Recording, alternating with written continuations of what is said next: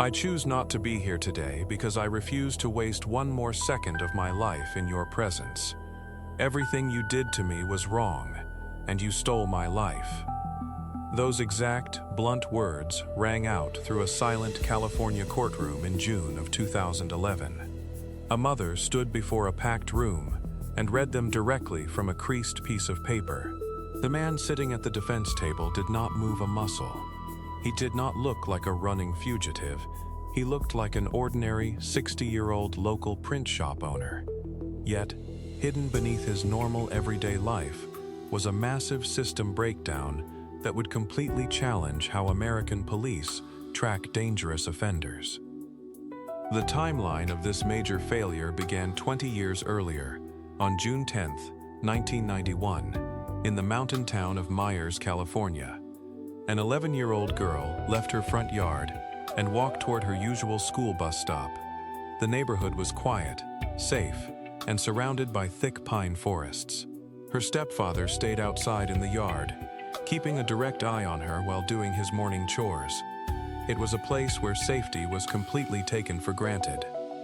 At around 8:15 a.m., a gray sedan broke the morning quiet and pulled up fast next to her.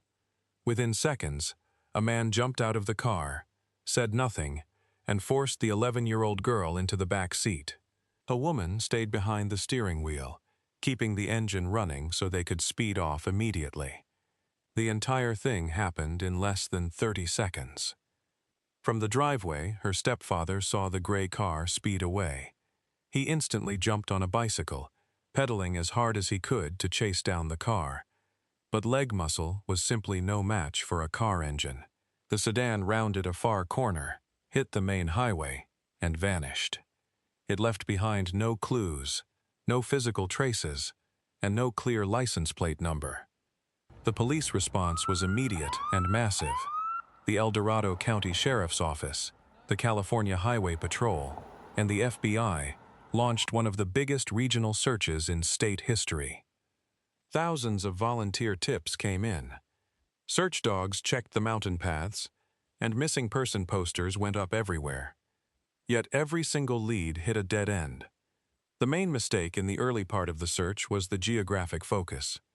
Because the kidnapping happened in a rural mountain area, police put all their energy into the local county and nearby Nevada.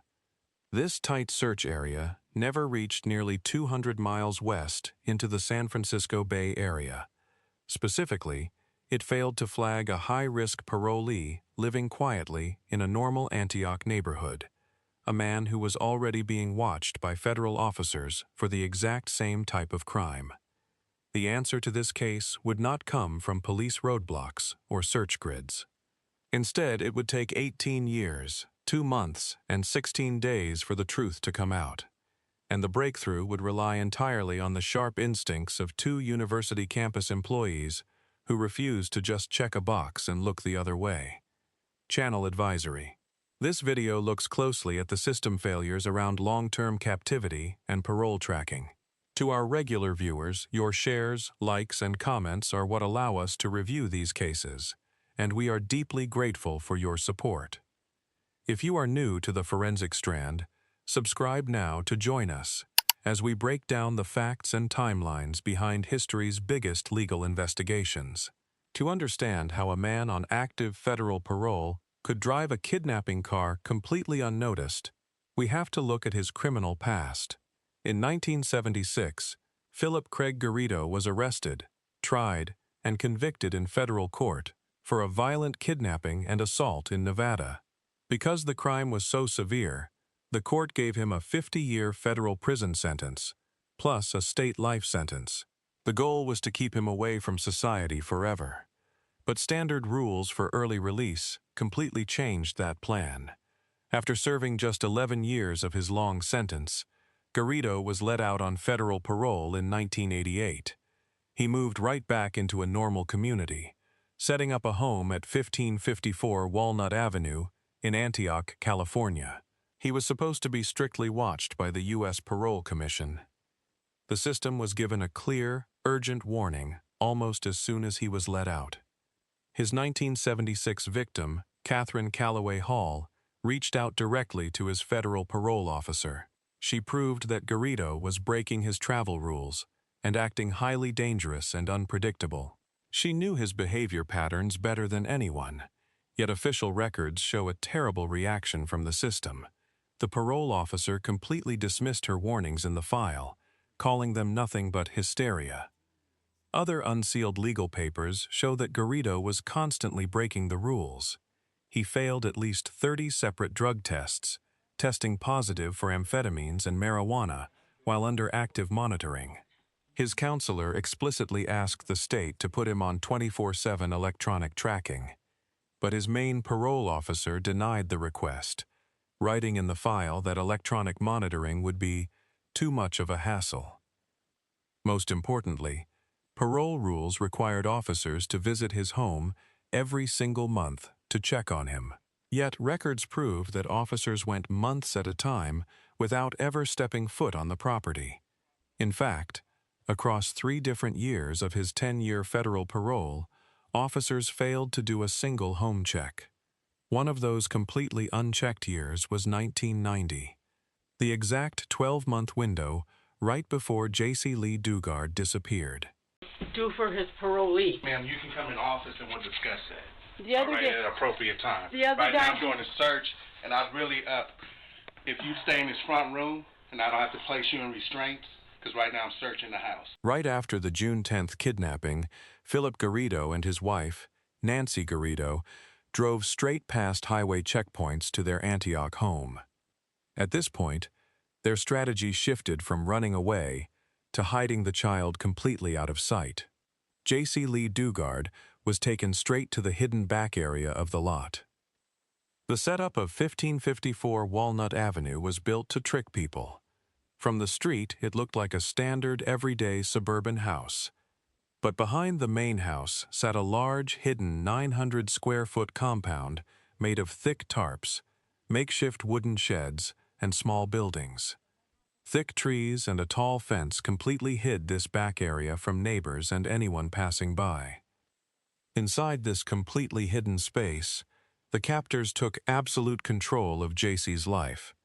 They forced her to use the fake name Alyssa and pretended she was a niece. She was cut off from the entire world. She had no contact with anyone outside, no school records, and zero medical or dental care. The complete lack of official records grew worse over the next 10 years. In 1994, at just 14 years old, J.C. gave birth to her first daughter inside the backyard compound.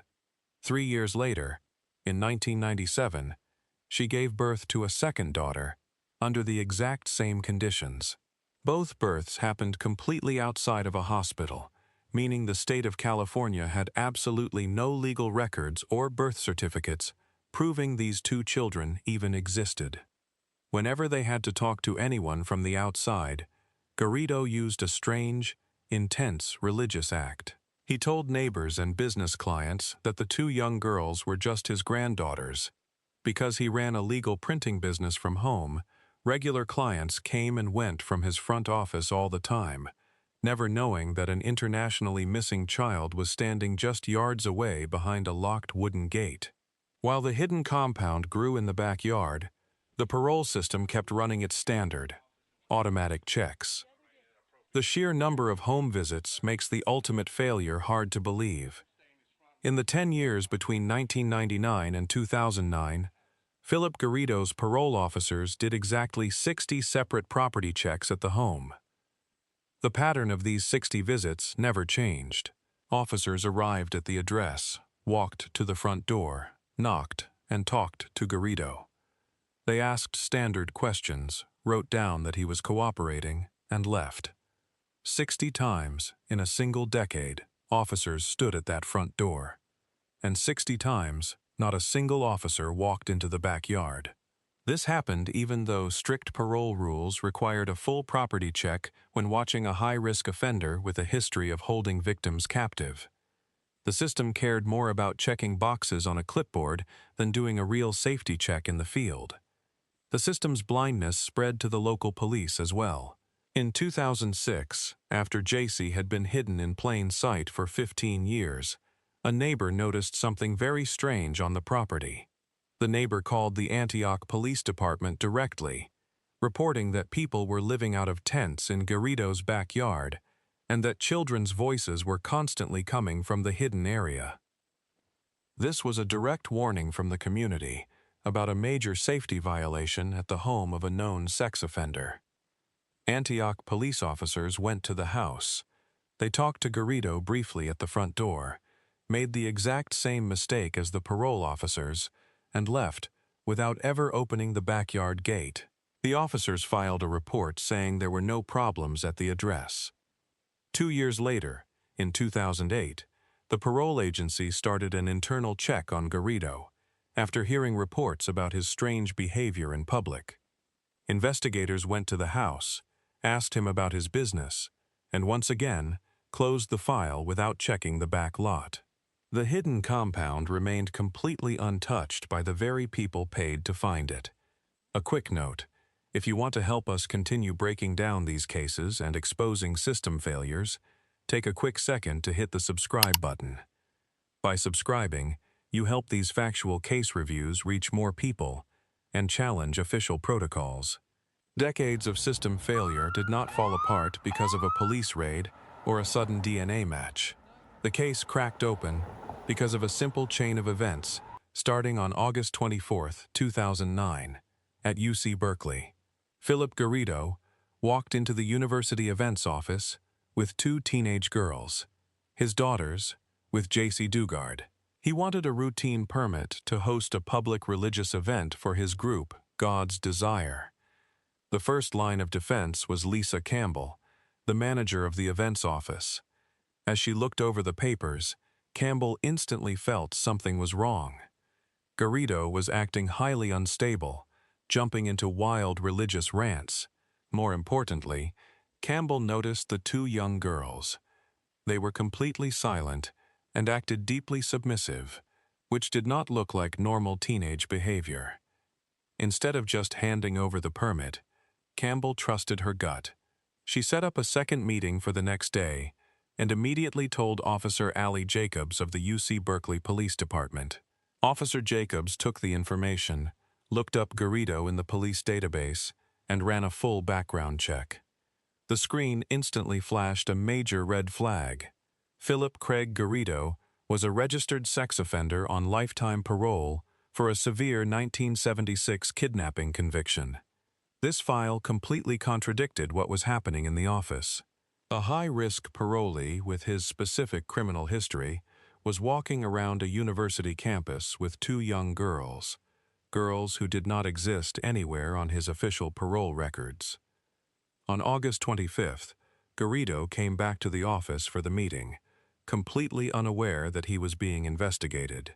Officer Jacobs and Lisa Campbell stayed completely calm, keeping the interaction normal so the suspect wouldn't run before backup arrived. During the meeting, Garrido opened his bag and showed them a book he wrote about mental illness. Right after the meeting, Officer Jacobs skipped the usual slow reporting lines and called Garrido's main parole officer, Edward Santos Jr., directly. She detailed the descriptions of the children, the major red flags, and the total lack of legal custody records. Realizing this critical information was completely missing from Garrido's master file, Santos acted fast. He issued an emergency order, telling Garrido to report to the Concord parole office the next morning, and mandating that he bring everyone living in his house. On August 26, 2009, Garrido walked into the Concord office with his wife, Nancy Garrido, the 2 teenage girls, and a 29-year-old woman he introduced as his niece, Alyssa. The investigation team immediately split them up into separate rooms so they couldn't talk to each other or align their stories. Under intense, structured questioning by state and federal officers, the lies completely fell apart. Realizing the police had him trapped, Philip Garrido finally confessed to the original 1991 kidnapping. At the exact same time in the next room, the young woman who had spent 18 years living under a fake name looked at the officers and spoke her real name for the first time since she was 11 years old, J.C. Lee Dugard. After the truth came out in the interrogation rooms, the focus turned entirely to the legal strategy. El Dorado County District Attorney Vern Pearson wanted to lock the case down completely while protecting the survivors from more pain. He put together a massive, heavy list of charges that left the defense with no way out. In April of 2011, nearly 2 years after the arrest, a final plea deal was reached. To completely spare J.C. and her 2 daughters from ever having to testify in a public courtroom, prosecutors dropped a few charges in exchange for full guilty pleas on the main offenses. Defense lawyers Stephen Tapson and Susan Gelman told their clients to take the deal. Both Philip and Nancy Garrido officially gave up their right to any future appeals as a binding part of the agreement. The formal sentencing took place on June 6, 2011, at the courthouse in Placerville, California. Judge Douglas C. Phimister called Philip Garrido the ultimate example of high-risk sexual deviance. He sentenced Philip to 431 years to life, while Nancy Garrido received the maximum sentence possible under 1991 laws, 36 years to life. Both were sent straight to California state prisons. With the criminals locked away, the massive issue of system liability had to be handled. One more minute to Philip and Nancy. I mean, they took 18 years of my life. J.C. filed a major lawsuit against the state of California, documenting the continuous failures of the state officers who were supposed to be watching the property. Knowing that their field staff had directly broken mandatory home check rules 60 separate times, California settled the case out of court for $20 million. It stands as the largest payout for parole tracking negligence in American history. The legal battle also included a complicated federal challenge. J.C. filed a separate lawsuit against the United States government, pointing out the total lack of oversight by the Federal Parole Commission during the early years of her disappearance. That federal case went all the way to the 9th U.S. Circuit Court of Appeals, where it ended in a tight 2-1 vote. The court ultimately dismissed the claim, ruling that under the rules of the Federal Tort Claims Act, government parole officers do not owe a specific, legally binding duty of care to protect members of the general public from the future crimes of a released parolee. Open the door. This is another video taken by the Garridos. A parole officer has arrived at the home for a routine check. Today, the lessons from this case continue to reform how home inspections are done across multiple states. J.C. Lee Dugard turned the timeline of her missing years into an active tool for recovery, setting up the Jake Foundation. The organization provides professional help and support for families dealing with severe, long-term trauma, proving that even when the systems of official tracking completely fail, the human ability to heal cannot be broken.